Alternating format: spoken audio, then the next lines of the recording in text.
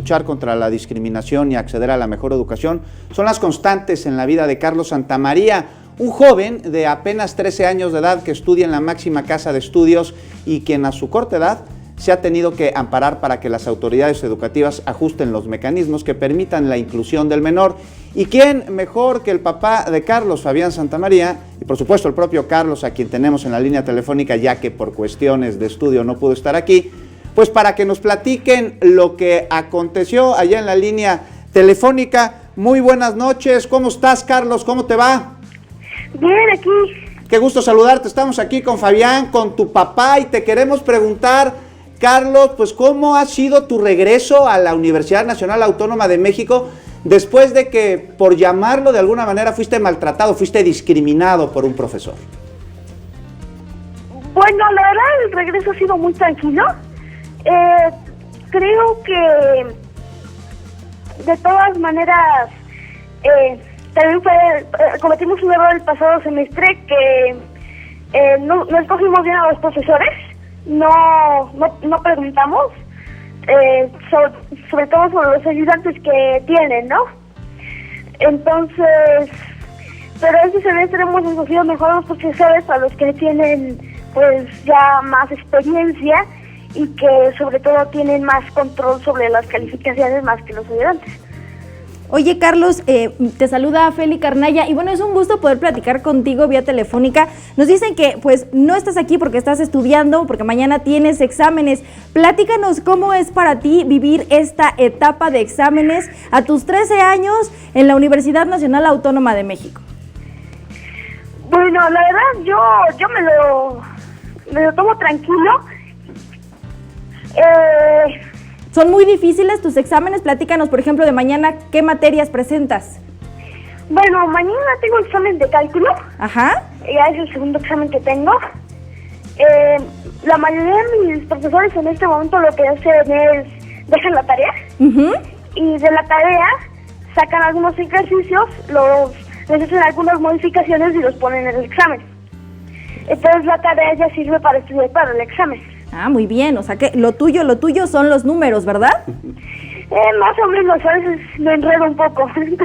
Oye, y evidentemente, Carlos, estás preparado para los exámenes, para el estudio, pero cuéntanos, ¿estabas preparado para llegar a una universidad y que al poco tiempo estuviera en paro de labores y que al poco tiempo detuviera las clases por manifestaciones de estudiantes y que te dijeran que no iba a haber clases porque iba a haber un llamado a manifestación por lo sucedido en Ayotzinapa hace 5 años? ¿Tú sabes lo que pasó en Ayotzinapa? ¿Qué opinas de lo sucedido? Bueno, yo creo que aunque fue un crimen realmente, pues una atrocidad, yo creo que la labor está en que sobre todo las autoridades sepan cómo actuar en todo tipo de situaciones y cómo prevenirlas sobre todo. Por supuesto. Oye, Carlos, pues tenemos aquí a tu papá para que también podamos platicar con él y contigo vía telefónica, porque los dos viven esta etapa de diferente manera. Señor Fabián, usted como papá, todo este proceso de saber que pues su hijo a sus 13 años ya está en la universidad, cosa que a lo mejor muchos hubiéramos querido, ¿verdad? Pero no pudimos, y que pues ahora está enfrentando una etapa completamente diferente de la que todo ser humano pues puede llevar poco a poco. ¿Qué ha representado para su familia? Ha sido todo un reto, el reto más duro de mi vida y el más fascinante, ¿no? O sea, realmente los triunfos de Carlos son mis triunfos porque así somos, creo que todos los padres, ¿no? Lo vivimos con una intensidad tremenda. Entonces, en ese sentido, acabas de decir una cosa muy cierta, ¿no? Muchos hubiésemos querido o creíamos que podíamos estar en la universidad y posiblemente alguien nos dijo que no, ¿no? Que eso no es para niños, ¿no? Entonces, es un principio de la discriminación, ¿no? Eso no es para niñas, eso no es para niños, eso no es para mujeres, eso no es para hombres. Entonces la universidad, pues, nadie ha dicho que no es para niños, ¿no? O sea, las vivencias que comentas de paros, de marchas, son fuertes. Por eso hay que tener un ambiente adecuado para ellos. Y es lo que ahora la Corte le propone a la UNAM y creo que es una propuesta de crecimiento fantástica, ¿no? Fabián, ¿cómo le hace Carlos para desarrollarse con pares de su edad y con ello, pues, porque mira, lo académico, eso evidentemente lo tiene machacado y sigue trabajando en él, pero las habilidades sociales y la importancia que tiene con el jugar, exacto, en el desarrollo, ¿cómo lo hace? Pues sus compañeros le llevan 10 años. Claro, fíjate que ya empieza a llevarse más con sus compañeros, ya empieza a conversar más con sus compañeros, pero definitivamente sus vivencias las tiene con chicos de su edad, ¿no?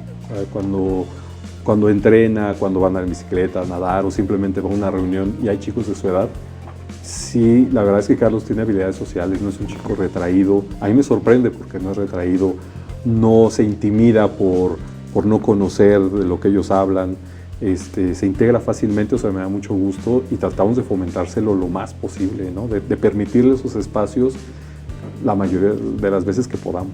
Por supuesto.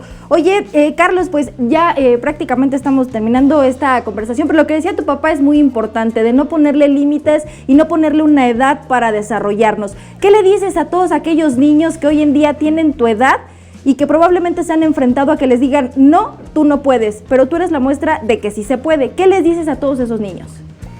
Pues yo creo que realmente...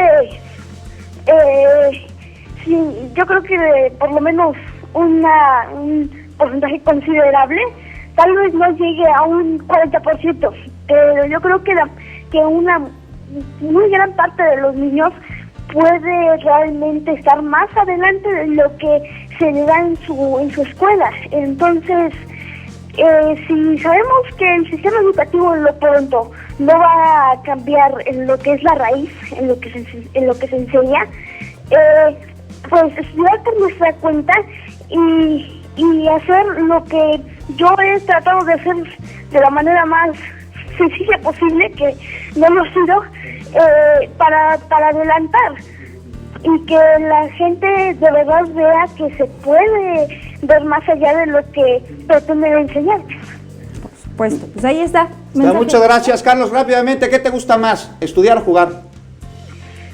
Bueno, el equilibrio. Eso es todo. Muchas gracias, Carlos Santamaría y Fabián, Gracias, por supuesto. Carlos. Gracias, nuestro reconocimiento por el apoyo que le has dado a tu hijo. Gracias. Muchas Y gracias a ustedes por difundir el tema que es No, y por importante. supuesto. Y vamos a seguirlo, a ver, esperamos que mañana le vaya muy bien en los exámenes, que seguramente así será. Seguro que sí. Muchas gracias.